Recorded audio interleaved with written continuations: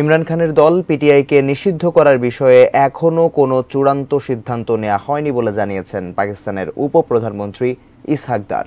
মঙ্গলবার লাহোরে সাংবাদিকদের সঙ্গে আলাপকালে তিনি বলেন, এ ধরনের স্পর্শকাতর পদক্ষেপের বিষয়ে প্রধানমন্ত্রী এবং ক্ষমতাসীন জোট সরকারের শীর্ষ নেতারা আলোচনা করেই সিদ্ধান্ত নেবেন। এখানে আইন ও সংবিধান পরিপন্থী কোনো সিদ্ধান্ত নেওয়া হবে না। এদিকে নিজেদের মধ্যে আলোচনার পর পিটিআইকে নিষিদ্ধ করার বিষয়ে মতামত দেয়া হবে বলে জানিয়েছেন ক্ষমতাসীন জোট সরকারের অন্যতম শরিক পাকিস্তান পিপলস পার্টি পিপিপির মহাসচিব নায়ার বুখারী। এর আগে গত সোমবার প্রধানমন্ত্রী শাহবাজ শরীফের নেতৃত্বাধীন জোট সরকার জানায় পিটিআইকে নিষিদ্ধ করার সিদ্ধান্ত নিয়েছে তারা।